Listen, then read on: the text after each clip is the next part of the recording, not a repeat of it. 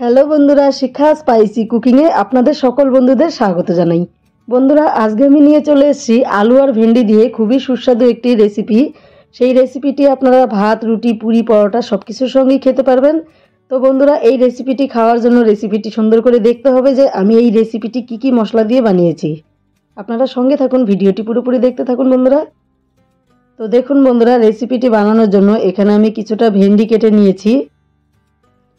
আর বন্ধুরা, এই রেসিপি বানানোর জন্য ভেন্ডিগুলো একটু কচি ধরনের নিলেই ভালো হবে।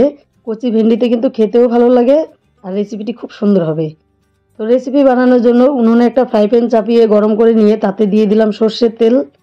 এবার তেলটা গরম হয়ে গেছে, ভেন্ডিগুলো দিয়ে ভেন্ডিগুলো ভেজে নেব। তো এই অবস্থাতে চাইলে আপনারা সামান্য লবণ দিতে পারেন। লবণ দিলে কিন্তু ভেন্ডিটা গলে যাওয়ার চান্স থাকে, যার ফলে আমি লবণটা দিচ্ছি না। আমি লবণ হলুদ ছাড়াই ভেন্ডিটাকে সুন্দর করে ভেজে উঠাবো। আর ভেন্ডিটা ভাজার সময় গ্যাসের ফ্লেমটি বাড়ানো থাকবে, তাহলে কালারটা সবুজ থাকবে। তো ভেন্ডিটা ভেজে নামিয়ে নিলাম বন্ধুরা। আমি যখন মশলাতে লবণ দিব তখন কিন্তু ভেন্ডিতে অবশ্যই লবণ ঢুকবে, যার ফলে লবণটা না দিলেও চলবে এখন ভাজার সময়। আর এদিকে আলুটাকেও ভেজে নিচ্ছি। এটা কিন্তু বয়েল করা আলু। বয়েল করা আলুগুলোতে আমি একটু হলুদ লবণ দিয়ে আলুটাকে ভেজে নিচ্ছি। আর বন্ধুরা, বয়েল করা আলুটা দিয়ে এই রেসিপিটি বানালে কিন্তু খেতে আরও বেশি টেস্ট হয়। তো আপনারাও চেষ্টা করবেন বয়েল করা আলুটাই দিতে, তাহলে সবজিটা বেশ মাখা মাখা হবে, বেশ সুন্দর হবে। একটু আলুগুলো লাল লাল করে ভেজে নিলাম। এবার আলুগুলোকে আমি নামিয়ে নেব। আলু নামানোর পর আরও কিছুটা তেল গরম করে নিয়েছি। এতে আমি হিং আর জিরা দিয়ে দিলাম। একই সাথে দিয়ে দিলাম হিং আর জিরা। জিরার কালার আসার পরে দিয়ে দিচ্ছি পেঁয়াজ বাটা। এবার দিব আদা রসুন বাটা। এবার দিয়ে দিব পরিমাণ মতো লঙ্কা বাটা। এবার দিয়ে দিব পরিমাণ মতো জিরা গুঁড়ো আর ধনে গুঁড়ো। একসঙ্গে জিরা গুঁড়ো ধনে গুঁড়ো দিয়ে দিলাম। এবার মশলাটাকে ভালো করে একটু নেড়েচেড়ে কষিয়ে নেব।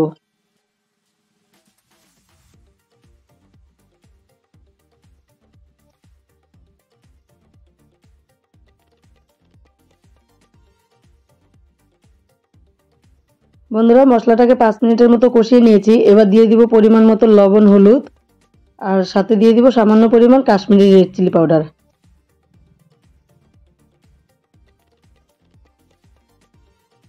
এই কাশ্মীরি রেড চিলি পাউডারটা দিলে কালারটা বেশ সুন্দর আসে, যার ফলে রেড চিলি পাউডারটা দেওয়া।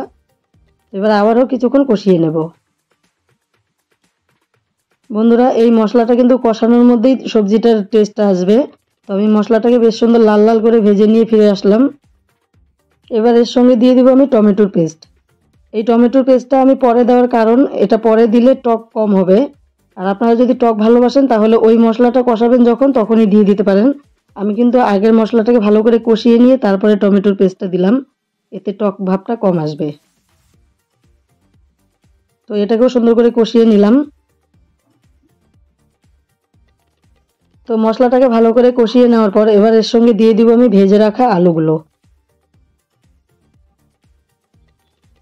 এই আলুগুলো দেওয়ার পর আলুগুলো মশলার সাথে আরও 1 থেকে 2 মিনিট ভেজে নিতে হবে।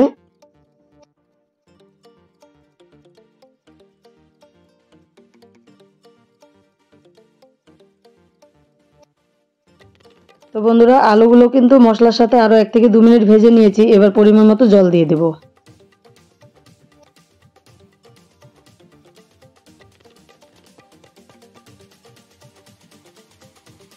আমি যেহেতু মাখা মাখা রাখবো, যার ফলে জলটা কম দিলাম। আপনারা ঝোলটাকে নিজেদের ইচ্ছে মতো দিতে পারেন বন্ধুরা।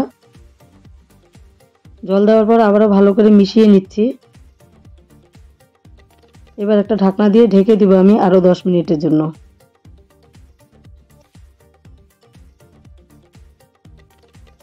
ফিরে এলাম 10 মিনিট পর। এবার ঢাকনাটা খুলে নিচ্ছি।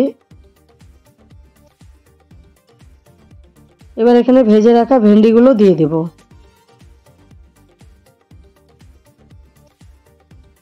আর হ্যাঁ বন্ধুরা, আমি যখন 10 মিনিটের জন্য ঢেকে রেখেছিলাম গ্যাসের ফ্লেমটিকে কমিয়ে রেখেছিলাম। ভেন্ডিগুলো দিয়ে দিলাম। এবার ভেন্ডিগুলোকে ভালো করে মিশিয়ে নেব। আলুর সঙ্গে ভেন্ডিগুলোকে মিশিয়ে নেওয়ার পর এবার আমি দিয়ে দিব এখানে কসুরি মেথি। এটাকে হালকা ভেজে নিয়ে তারপরে গুঁড়ো করে নিয়েছি, আর সাথে আছে গরম মশলা গুঁড়ো।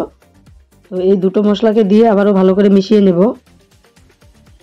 এখানে চাইলে আপনারা সামান্য পরিমাণ চিনি দিতে পারেন, তবে আমি আর আজকে চিনিটা দিচ্ছি না। তবে সামান্য পরিমাণ চিনি দিলে কিন্তু খেতে দারুণ টেস্ট হয়, তো চাইলে দিতে পারেন চিনিটা। সুন্দর করে মিশিয়ে নিলাম বন্ধুরা। এবার আরও 1 থেকে 2 মিনিটের মতো জাল করে নেব। আর এটা ঢাকা দিয়েই জাল করতে হবে, তাহলে মশলার বেশ সেন্টটা খুব সুন্দর ঢুকবে।